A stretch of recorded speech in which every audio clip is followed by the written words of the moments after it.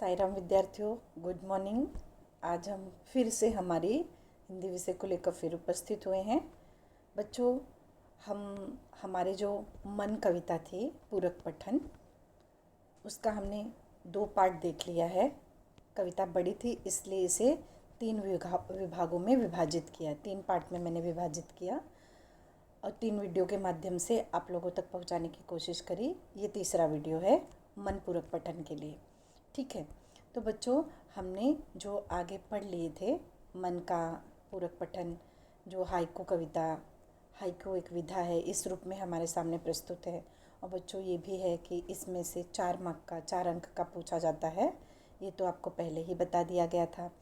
चलो आगे बढ़ते हैं। आज कविता का ये तीसरा पार्ट है जिसमें ये कविता पूरी तरह से समाप्त हो जाएगी, जिसमें हम पहले थोड़ा सा पीछे की तरफ भी चलते हैं। अक्सर हम देखते हैं कि पीछे में हमने क्या पढ़ा तो हमें आगे की कविताएं समझ में आती हैं। इसके कवि विकास परिहार, हमारी कविता का नाम है मन। ये हमारे पास किसके रूप में है? पूरक पठन के रूप में है। और यह एक हाइकू शैली की कविता है और यह जापान की लघु कविताओं में से एक है, मानी जाती है। इसमें पहली पंक्ति में 5 वर्ण, दूसरी में 7 और तीसरी में फिर 5 वर्ण इस ढांचे में लिखी जाती है। और कवि ने अपने अनुभवों को हमारे साथ साझा किया है। ये तो हमने हर कविता की जब शुरुआत की है तब हमने इसे देखा है। अब हम आगे बढ़ें। हमारी जो कविता है इस प्रकार थी। मैं हर बार इस कविता को पढ़ती हूँ आपको बताने के लिए कि बच्चों हमने यहाँ तक ख़त्म किया था। अब जैसे घना अंधेरा चमकता प्रकाश और अधिक, करते जाओ पाने की मत सोचो जीवन सारा, जीवन नैया मझधार में डोले संभाले कौन, रंग बिरंगे रंग संग लेकर आया फागुन, कांटों के बीच खिलता फूल देता प्रेरणा। बच्चों ये हमने पहले वीडियो में यहाँ तक का अर्थ देखा था। फिर दूसरे वीडियो में हमने कहाँ तक का अर्थ देखा था? भीतरी कुंठा आँखों के द्वार से आई बाहर, खारे जल से धुल गए विषाद मन पावन, मृत्यु को जीना जीवन विष पीना है जीजी विषा, मन की पीड़ा छाई बन बादल बरसी आंखें। दूसरे वीडियो में हमने यहाँ तक अर्थ देखा था और आज हम यहाँ से देखेंगे। चलती साथ पटरिया रेल की फिर भी मौन, सितारे छिपे बादलों की ओट में सुना आकाश, तुमने दिए जिन गीतों को स्वर हुए अमर, सागर में भी रहकर मछली प्यासी ही रही।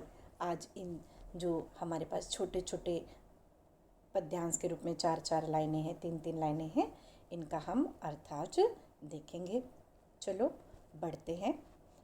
बच्चों हमने ये वाला इसके पहले वाले वीडियो में देखा था कि मन की पीड़ा छाई बन बादल बरसी आंखें। इसका अर्थ हमने इस प्रकार देखा था कि मनुष्य बहुत ही संवेदनशील और भावुक प्राणी है। जब वह बहुत ही ज़्यादा मानसिक पीड़ा, वेदना और संताप से रूबरू होता है तब उसका यह असीम दुख बर्दाश्त के बाहर हो जाता है। तब वह पीड़ा बादल बन अश्रु के रूप में निकलती है। यहाँ तक हमने देखा था। अब आज आगे देखते हैं क्या है। पंक्तियाँ इस प्रकार हैं। चलती साथ पटरिया रेल की फिर भी मौन। बच्चों ये तो जीवन का बहुत अच्छा उदाहरण है। देखो यहाँ पे चलती साथ पटरिया रेल की फिर भी मौन। रेल की पटरियाँ आपको दिख रही हैं, दोनों साथ में ही चलती हैं लेकिन फिर भी क्या है? चुपचाप हैं, मौन है। ठीक है, इसका पहले छोटा सा अर्थ फिर विस्तारपूर्वक अर्थ देखेंगे जैसा हम देखते आए हैं। पटरियाँ एक साथ चलती हैं, किसकी? रेल की, पर कभी मिलती नहीं, बोलती नहीं और मौन ही रहती हैं। आप बोलोगे रेल की पटरी कभी बोलती हैं क्या? लेकिन इसका हमारे जीवन में क्या महत्व है वह देखें। देखो रेल की दोनों पटरियाँ आमने सामने रहती हैं, जो साथ तो चलती हैं पर चुप रहती हैं, जो कभी एक नहीं हो पाती। और जहाँ एक होती हैं वहाँ रेल नहीं होती। उसी तरह मनुष्य के जीवन में सुख दुख और हंसना रोना सब कुछ साथ चलते हैं पर एक नहीं होते। अब समझ में आया बच्चों रेल की पटरियाँ से किस प्रकार हमारे जीवन में संबंध आया है कि हमारे जीवन में सुख और दुख दोनों साथ रहते हैं। मैंने हमेशा कक्षा में बताया है, सुख और दुख एक ही सिक्के के दो पहलू है। सिक्का देखा है, हेड एंड टेल होता है ना, आगे पीछे दोनों एक ही सिक्के में होते हैं, लेकिन एक साथ मिले होते हैं नहीं। तो उसी प्रकार जो रेल की पटरियाँ चलती हैं, दोनों एक साथ ही चलती हैं लेकिन कभी मिलती नहीं। तो उसी प्रकार मनुष्य के जीवन में सुख दुख और हंसना रोना सब कुछ साथ चलते हैं, पर एक होते नहीं। जहाँ एक होते हैं वहाँ जीवन के वजूद का होना न होना अमित कर देता है। इसलिए मनुष्य को जीवन के क्षणों में सुख और दुख दोनों को समान रूप से स्वीकार करना चाहिए। सही बात है बच्चों, सुख हो चाहे दुख हो, हमें उसे समान रूप से स्वीकार करना चाहिए। हमारी तो ये आदत होती है, सुख होता है तो बहुत, दुख होता है तो बहुत रोते हैं, सुख होता है तो बहुत हंसते हैं, और दुख होता है तो बताते हैं मुझे बहुत दुख है, बहुत दुख है, और सुख होता है तो किसी को बताने भी नहीं जाते। तो उसी प्रकार बच्चों हमें सुख और दुख को दोनों को समान रूप से स्वीकार करना चाहिए। तो कवि ने रेल की पटरियों के माध्यम से कितना अच्छा उदाहरण दिया है हमारे जीवन का। अब आगे बढ़ें। आगे, सितारे छिपे बादलों की ओट में सूना आकाश। जब सितारे, रात होती है तो आकाश में चांद सितारे दिखाई देते हैं, तो जब ये बादलों की ओट में छिप जाते हैं तो वही बादल कैसा दिखाई देता है, सूना सूना। आकाश मतलब आसमान, वहीं आसमान में जब पूरे चांद सितारे ऐसे खिले हुए होते हैं तो कितना सुंदर लगता है। लेकिन जब उसमें से चांद सितारे छिप जाते हैं बादलों की ओट में, तब क्या होता है, आकाश सूना हो जाता है। इसका अर्थ देखें, तारों से भरा आकाश कितना सुंदर होता है, पर जब सारे सितारे बादलों की ओट में छिप जाते हैं तब आकाश क्या हो जाता है, सूना हो जाता है। इसका विस्तार पूर्वक अर्थ कवि ने किस प्रकार दिया है। जीवन रूपी आसमान में जब सुख सितारों की तरह टिमटिमाता है, यहाँ सुख को सितारों के रूप में बताया है, सुख सितारों की तरह टिमटिमाता है तो पूरा जीवन अकथनीय रूप से आनंदित हो जाता है। जिस प्रकार पूरा आकाश सुंदर दिखता है, तो हमारे जीवन में अगर सुख आते हैं तो हमारा जीवन बहुत सुखी लगता है, बहुत आनंदित होता है। साथ ही साथ यह भी सत्य है कि हमारा हर सुख अटल न होकर क्षणिक होता है। सुख भी कुछ समय के लिए आता है, उसके ऊपर जब दुख रूपी बादल छा जाते हैं तो जीवन निराशा से भरकर सूना आसमान बन जाता है, जिस वजह से मन उदास और बेचैन हो जाता है। इसलिए हमें कोशिश करनी होगी कि जीवन से दुख रूपी बादल हमेशा के लिए छट जाएं।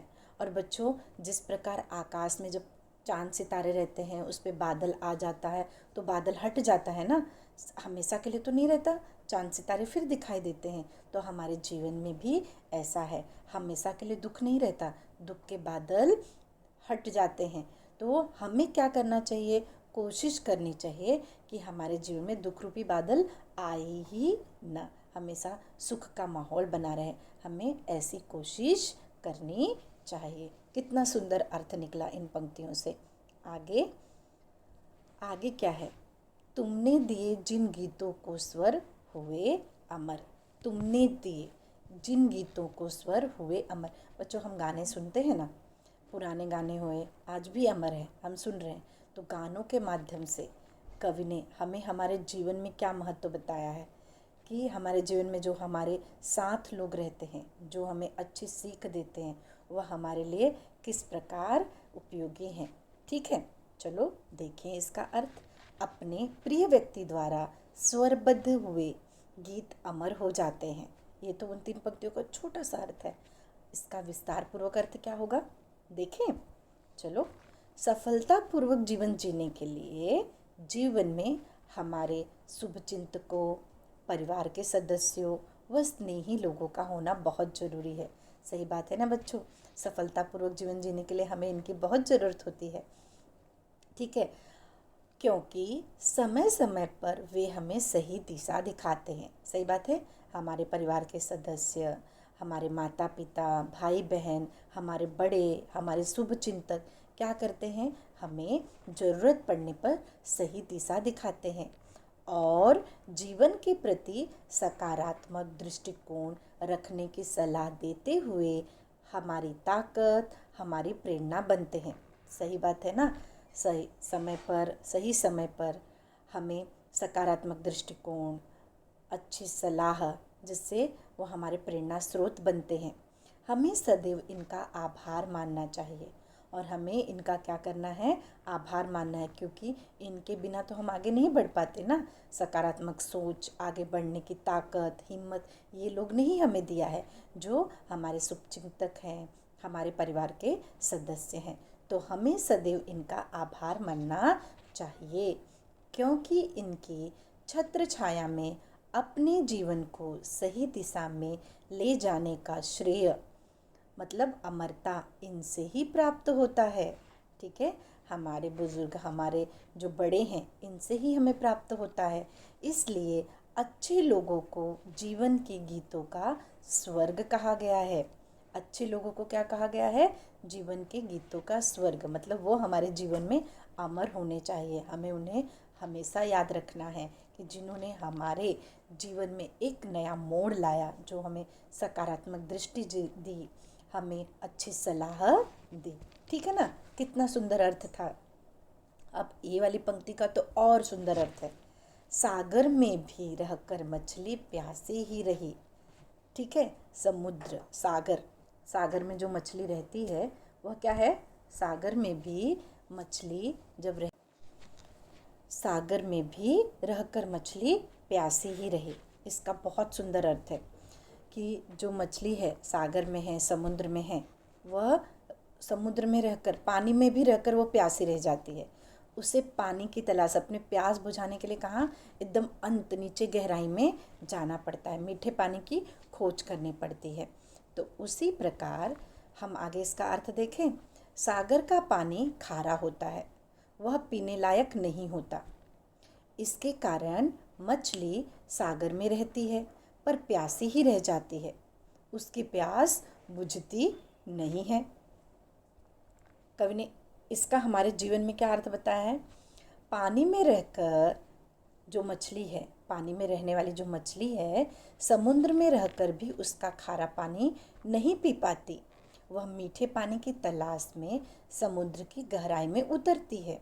उसी तरह मनुष्य के लिए उसके जीवन में खारे समुद्र की तरह है। मनुष्य का जो ये जीवन है किसकी तरह है, खारे समुद्र की तरह है, जहाँ उसे जीने के लिए इसके बीच ही रहना पड़ता है। वह इस बात से भी अनजान नहीं है कि ऐसा जीवन जीना मुमकिन नहीं, पर नामुमकिन भी नहीं है। इसलिए सुख रूपी मीठे जल की तलाश में उसे खारे जल अर्थात दुख रूपी जीवन में रहना ही होगा। अब आई बात समझ में बच्चों, इसका अर्थ समझ में आया कि बच्चों, यहाँ कवि ने क्या बताया है कि जिस प्रकार मछली खारे पानी में रहती है, लेकिन उसे रहना ही है, पानी उसकी ज़रूरत है तो उसे वहाँ रहना है, लेकिन मीठे पानी की उसे तलाश करनी पड़ती है, नीचे जाना पड़ता है।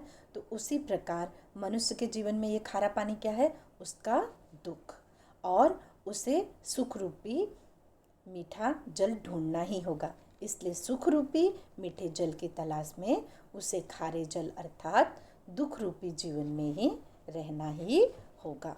तो इस प्रकार आज हमने जो हमारे अंतिम 4 जो पद्यांश थे, 4 पंक्तियाँ थी छोटी छोटी छोटी, उनका अर्थ हमने देखा। अब बच्चों, इससे संबंधित हमारे जो प्रश्न हैं क्या आएंगे, सबसे पहले हम शब्द संसार देख लें।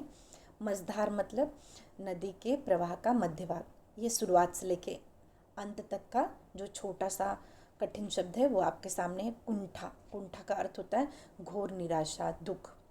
विषाद, अभिलाषा पूरी न होने पर मन में होने वाला खेद या दुख। जिजीविषा, जिजीविषा शब्द आया था ना, तभी मैंने बताया था जीवन जीने की इच्छा। तो जिजीविषा का अर्थ है जीवन के प्रति आसक्ति या जीने की इच्छा। ओट, ओट का अर्थ होता है आड़ में। ठीक, अब इससे संबंधित हमारे प्रश्न क्या होंगे, ये उचित जोड़ियाँ मिलाइए। और ये परिणाम, सितारों का छिपना, तुम्हारे गीतों का स्वर देना, सितारों के छिपना, गीतों का स्वर देना, ये आप कविता की जो पंक्तियों का अर्थ है उसमें से आप खुद फाइंड आउट करोगे। इसके बाद में इसका जो आंसर है आपको रिटर्न वर्क में मिल जाएगा। सरल अर्थ लिखिए।